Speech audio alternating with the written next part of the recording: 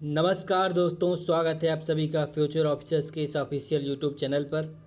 अपने रेगुलर महाअभ्यास श्रृंखला 10 कदम, जहां हम अभ्यास करते हैं संपूर्ण पीवाईक्यू अध्ययन का। आइए उसी श्रृंखला में आज देखते हैं कुछ प्रश्नों को।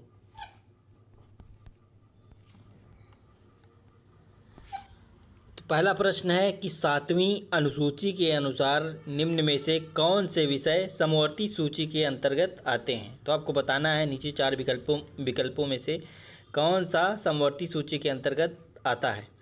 पहला है रक्षा एवं विदेश मामले, दूसरा है पुलिस और सार्वजनिक व्यवस्था, तीसरा है शिशु और नाबालिग और चौथा है सार्वजनिक स्वास्थ्य और स्वच्छता। तो इनमें से कौन समवर्ती सूची के अंतर्गत आता है।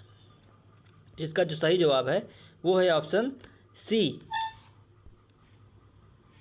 शिशु और नाबालिग। तो ये समवर्ती सूची के अंतर्गत आता है। बाकी आपको पता ही होगा रक्षा एवं विदेश मामले ये संघ सूची के अंतर्गत है, पुलिस और सार्वजनिक व्यवस्था ये राज्य सूची के अंतर्गत है, इसी तरह सार्वजनिक स्वास्थ्य और स्वच्छता ये भी राज्य सूची के अंतर्गत आता है।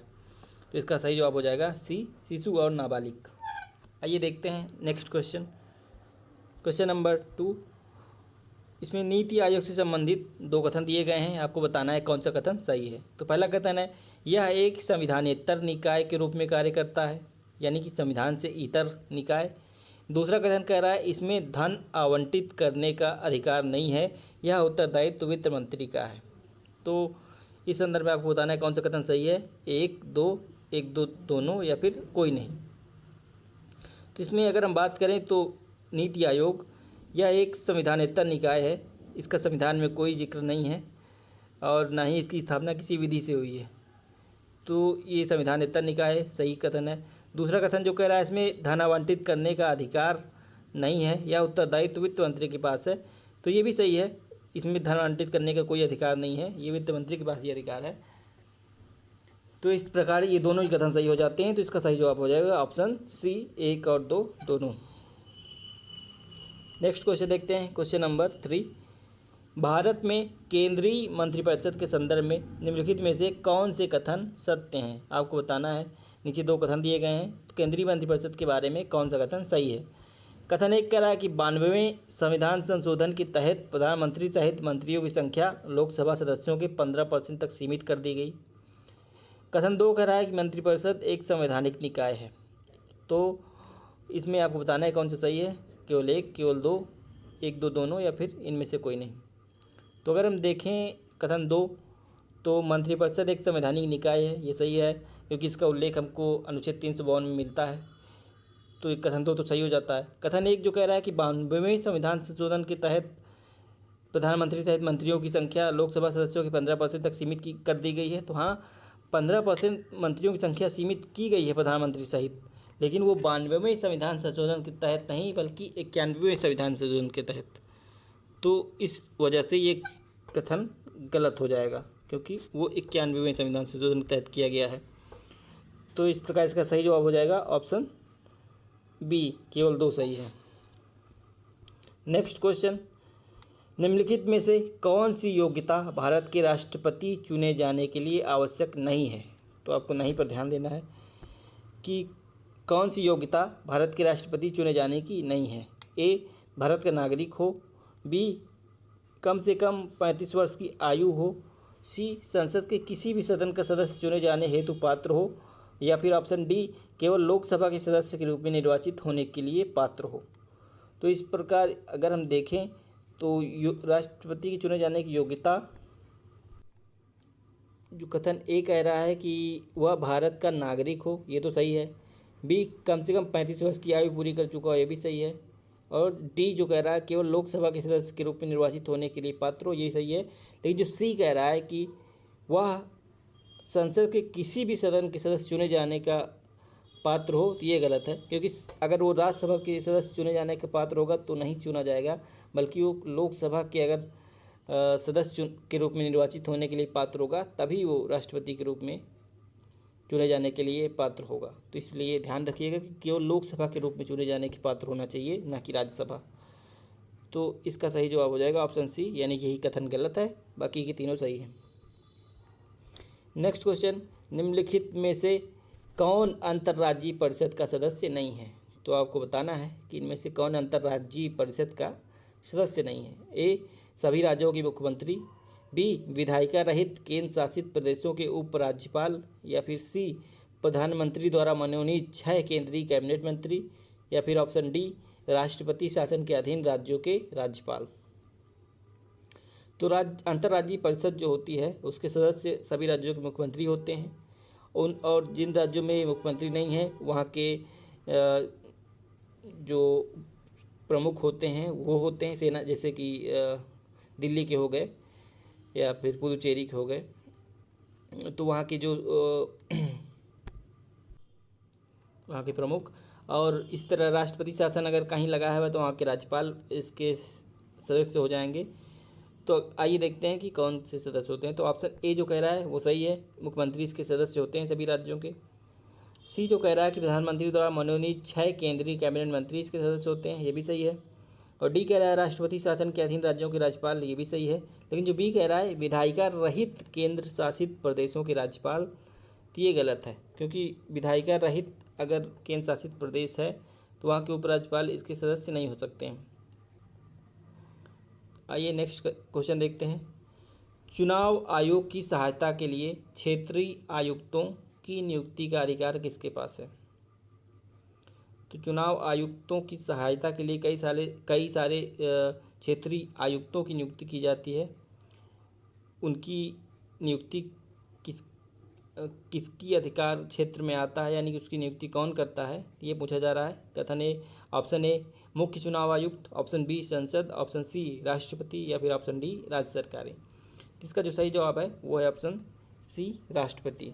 चुनाव आयोग से संबंधित क्षेत्र में राष्ट्रपति के पास बहुत ज़्यादा अधिकार हैं, तो इसका सही जवाब हो जाएगा ऑप्शन सी राष्ट्रपति।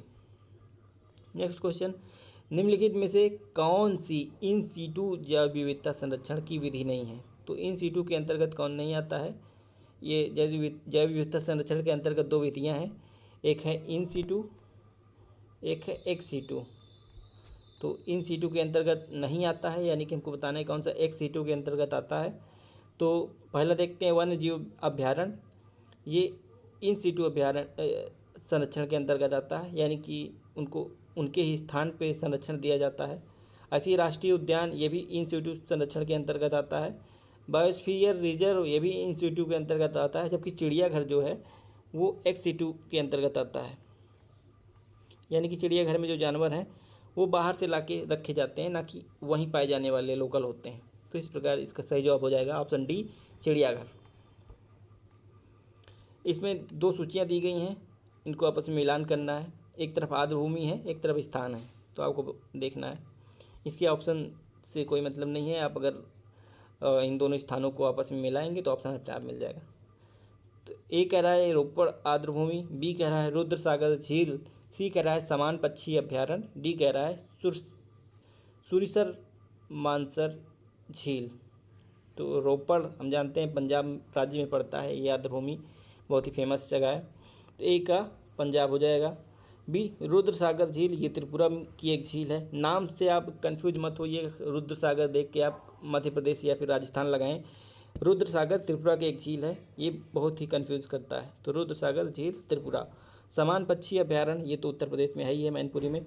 और सुरिंसर मानसर झील, ये जम्मू कश्मीर में पड़ता है। तो इसका सही जवाब हो जाएगा ए बी सी डी, यानी कि 1 2 3 4, option B 1 2 3 4। Next question,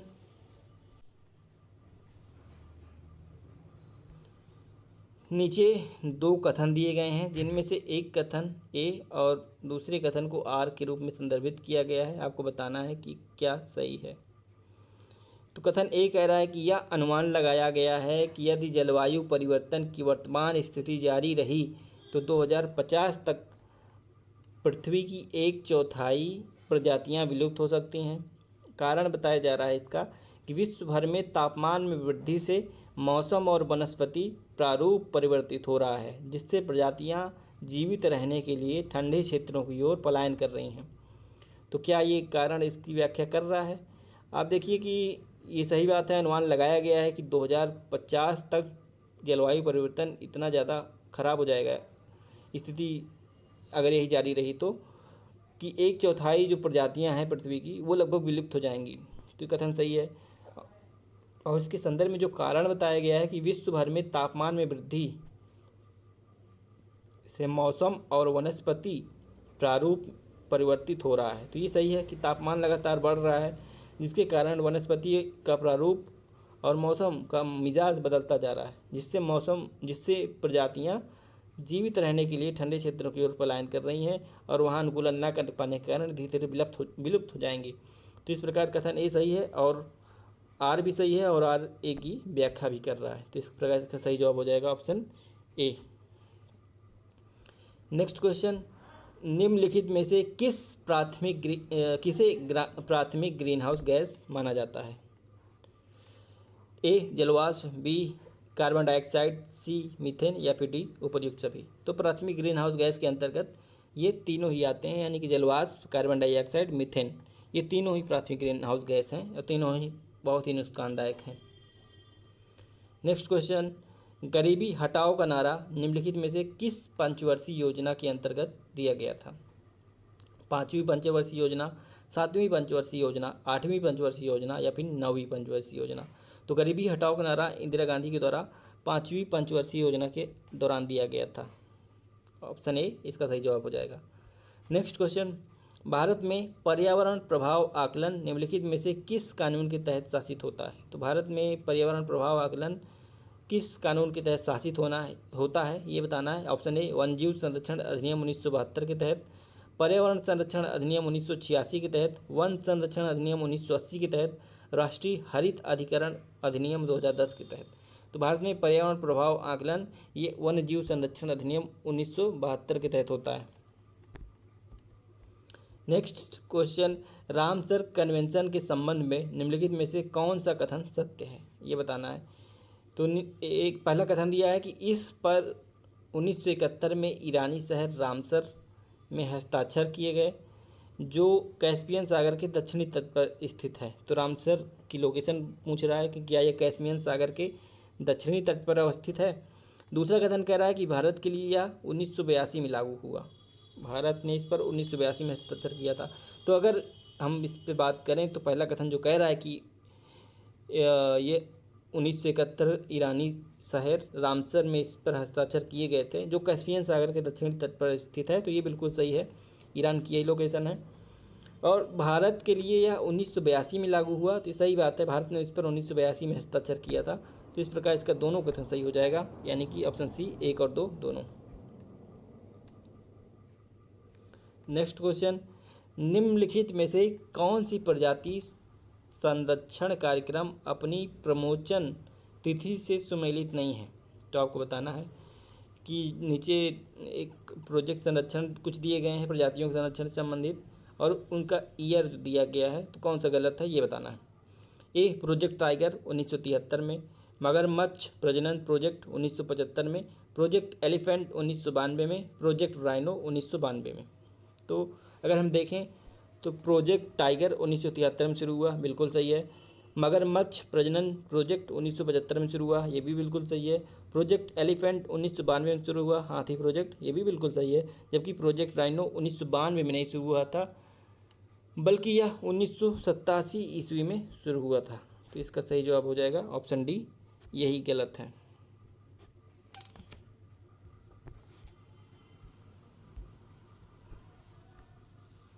next question, इसमें नीचे 2 सूचियाँ दी गई हैं, एक में SDG दिया गया है यानी सतत विकास लक्ष्य, उनके कुछ गोल्स, और दूसरी तरफ सूची ये किससे संबंधित है आपको मिलान करना है। तो SDG 1, SDG 6, SDG 9, SDG 10। तो जैसे कि आपको पता होगा कि SDG में 17 कुल लक्ष्य हैं, उन्हीं में से कुछ दिए गए हैं 4, उनको आपको बताना है कि इनके अंतर्गत क्या टारगेट किए गए हैं। तो SDG 1 गरीबी से पूर्णतः समाप्ति, यानी कि SDG 1 के बारे में, SDG 1 में गरीबी से मुक्ति के बारे में बात की गई है, तो इसका सही मिलान सामने ही हो जाएगा। SDG 6 में स्वच्छ जल और एवं स्वच्छता के बारे में बात की गई है, ये भी सामने सामने मिलान है। SDG 9 में उद्योग, नवाचार और बुनियादी ढांचे के संदर्भ में प्रावधान है, और SDG 10 में असमानता में कमी के संदर्भ में बात की गई है। तो ये सामने सामने मिलान है, तो इसका जवाब हो जाएगा 1, 2, 3, 4 ऑप्शन ए। एसडीजी की जो 17 गोल्स हैं वो आपकी जुबान पर होने चाहिए, इनमें से एक नए क्वेश्चन जरूर आता है, तो आप इसको ध्यान रखिएगा और एक बार रिविजन कर लीजिएगा। नेक्स्ट क्वेश्चन, राज्य के नीति निर्देशक सिद्धांतों के अंतर्गत भारतीय संविधान का कौन सा अनुच्छेद काम के अधिकार पर बल देता है?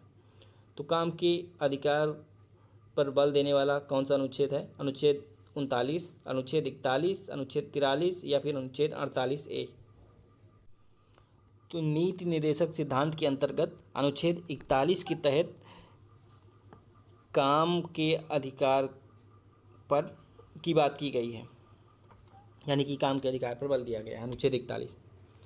नेक्स्ट क्वेश्चन, इसमें 2 सूचियां दी गई हैं, एक तरफ कुछ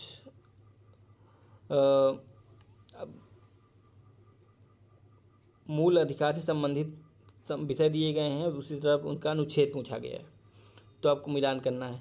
एक, अल्पसंख्यकों के हितों का संरक्षण, बी, गिरफ्तारी और हिरासत से संरक्षण, सी, उपाधियों का अंत, डी, मानव तस्करी और जबरन श्रम पर प्रतिबंध। तो इनका मिलान करना है। तो अल्पसंख्यकों के हितों का संरक्षण, अल्पसंख्यकों के हितों का संरक्षण अनुच्छेद 29 में दिया गया है, और गिरफ्तारी और हिरासत से संरक्षण अनुच्छेद 22 के अंतर्गत इसका प्रावधान किया गया है। उपाधियों का अंत अनुच्छेद 18 के अंतर्गत किया गया है और अनुच्छेद 17 में अस्पृश्यता का अंत है। इसी प्रकार अनुच्छेद 23 में मानव तस्करी और जबरन श्रम पर प्रतिबंध लगाया गया है। तो इसका सही जवाब हो जाएगा 3, 4, 2 और 1, 3, 4, 2, 1। तो आइए विकल्प देखते हैं, ऑप्शन ए मैच कर रहा है, 3, 4, 2, 1 इसका सही जवाब हो जाएगा। नेक्स्ट क्वेश्चन, एक तरफ राज्य दिया गया है, एक तरफ सूची दी गई है, यानी कि राज्यसभा में इनका प्रतिनिधित्व कितना है ये मिलान करना है। ओडिशा, कर्नाटक, आंध्र प्रदेश, महाराष्ट्र, आपको बताना है कि इनमें राज्यसभा में प्रतिनिधित्व इनका कितना है। तो ओडिशा में राज्यसभा की 10 सीटें हैं, तो इसका जो मिलान हो जाएगा अब 4 से हो जाएगा, 1,000 से। आंध्र प्रदेश में राज्यसभा की 11 सीटें हैं, बी का 3 से। कर्नाटक में राज्यसभा की 12 सीटें हैं, तो सी का 1 से हो जाएगा। और महाराष्ट्र में राज्यसभा की 19 सीटें हैं, तो डी का 2 से हो जाएगा। तो इस प्रकार 4, 3, 1 और 2 ये सही हो जाएगा, 4, 3, 1, 2 ऑप्शन नंबर सी। नेक्स्ट, आज इतना ही शामिल किया गया है इस श्रृंखला में। आगे हम इसी तरह के और सवालों को लेकर आएंगे, तब तक आप अपना जीएस अच्छे से रिवीजन करते रहिए, क्योंकि अब 20-22 दिन ही बचे हैं प्री के लिए। तब तक के लिए बहुत बहुत धन्यवाद और लगे रहिए आप। और निराश उराश मत होइएगा आर ओ का रिजल्ट जो आया है उससे, क्योंकि ये सब तो चलता रहेगा जीवन में।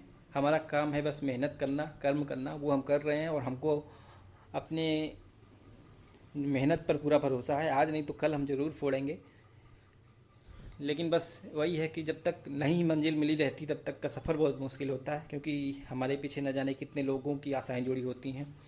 तो वो जब आशाएं टूटती हैं तो दुख होता है, वो जायज़ भी है, लेकिन उसी दुख में नहीं पड़े रहना है, उससे आगे बढ़ना है। आगे कई सारे हमारे पास मौके हैं, अपॉर्चुनिटीज़ हैं, जिन पर अच्छा करके इन गलतियों से सीख लेके आगे बढ़ना है। और एक बात इस आरओ की एग्ज़ाम से ज़रूर सीख लेनी है कि बॉर्डर वाला किस्सा नहीं रखना है, यानी कि अब इतना स्कोर हमको लाना है ताकि ये बॉर्डर वाला खेल ही ख़त्म हो जाए। यानी कि हम अगर इस आरओ की बात करें तो ज़्यादातर जो लड़के थे अपने दोस्त वो 130-135 के रेंज में थे, इनका नहीं सिलेक्शन हुआ, क्योंकि बॉर्डर का जो खेल है यूपीएससी का, यूपीपीसीएस का, ये क्वेश्चन डिलीट और चेंज वाला, उसमें अक्सर इन्हीं लोगों को ज़्यादा नुकसान होता है।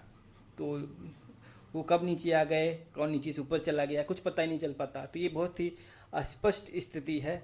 आयोग की अपारदर्शिता है, वो इस पर न जाने क्यों विचार नहीं कर रहा है कि पहले आंसर की फाइनल आंसर की जारी की जाए और उसके बाद इस पर रिजल्ट जारी किया जाए, अंक बताया जाए लड़कों को। उनको कम से कम ये तो पता होना चाहिए कि मेरा आखिर क्यों नहीं हुआ। हम ये जान जाते हैं कि हमारा नहीं हुआ, लेकिन हम पूरा साल यही सोचते रह जाते हैं कि हमारा क्यों नहीं हुआ, क्योंकि हमें अपना स्कोर ही नहीं पता, ना ही हमें आंसर की पता है, ना ही हमें कट ऑफ पता है कितनी गई है। तो ये बहुत ही अनिश्चितता की स्थिति है और बहुत दुर्भाग्यपूर्ण स्थिति भी है।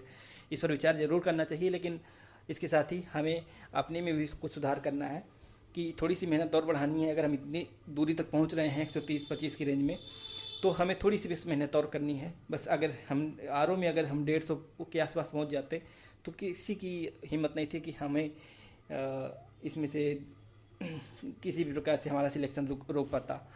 तो इसी प्रकार पीसीएस में है, इसमें भी हम 80 तक आराम से पहुंच जाते हैं, 70 से 80 के बीच में, और वहीं फिर हम फंसते हैं कि बॉर्डर वाले किस्से पे, वहाँ भी उलटफेर होता है। आयोग की ऐसी स्थिति ही है कि वो हमेशा कुछ ना कुछ क्वेश्चन गलत पूछता ही है। पता नहीं लोगों को क्या है कि 150 क्वेश्चन भी नहीं सही से बना पाते हैं, कैसा आयोग है। तो वो क्वेश्चन गलत पूछेगा ही और बाद में उलटफेर होगी ही, ये तो तय है। तो हम उसी हिसाब से अपने आप को चेंज करें और हम उस टारगेट को अचीव करने के लिए कम से कम 100+ के आसपास रहें, यानी कि 100-105 के आसपास, जिससे कि पीसीएस में भी हमारा किसी भी प्रकार से कोई खतरा ना उत्पन्न हो। किसी भी प्रकार का अगर स्थिति आ जाए उलटफेर की, फिर भी हम सुरक्षित रहें। तो हम अपने में चेंज कर सकते हैं, बाकी आयोग से बस केवल सिफारिश कर सकते हैं, वहाँ पे शिकायत कर सकते हैं। जो होगा वो देखा जाएगा, लेकिन अपने आप में सुधार करके हम आगे बढ़ते हैं सकारात्मकता के साथ। और एक न एक दिन जरूर होगा, क्योंकि दिन सबके बदलते हैं, अच्छे बुरे ये दो पहलू हैं, कभी न कभी तो आएगा ही। बस इसी सकारात्मक विचार के साथ आगे बढ़ते रहना। और बाकी ये तो सही बात है ही है कि असफलता व्यक्तिगत शौक है और सफलता सामूहिक उत्सव। यानी कि असफलता में हमारे पास कोई नहीं होता है, लेकिन सफलता में सारी दुनिया, सारे जमाने वाले, सारे रिश्तेदार सब हमारे साथ आ जाते हैं कि यार हमें तो मालूम ही था कि ये करेगा। तो वो दिन आने के लिए अभी इन सब दुख के दिनों से गुजरना है, तो वो हम करेंगे और मिलकर एक ना एक दिन ज़रूर इसको फोड़ेंगे। तो इसी तरह प्रैक्टिस करते रहिए और अपने बार बार जो अपना नोट्स है जीएस का, बार बार उसको रिवीजन करते रहिए। बस यही एक मंत्र है जो आपको सफल करेगा और आपके 8-10 नंबर जो कम पढ़ रहे हैं वो बढ़ाएगा। तो तब तक के लिए बहुत बहुत धन्यवाद, जुड़े रहिए। हम और आप मिलकर इसको अगली बार ज़रूर फोड़ेंगे। और ये QR स्कैन करके आप हमारे टेलीग्राम चैनल से जुड़ जाइए, वहाँ पे हम रेगुलर बेस पर अपडेटेड रहेंगे करंट अफेयर से। बहुत बहुत धन्यवाद।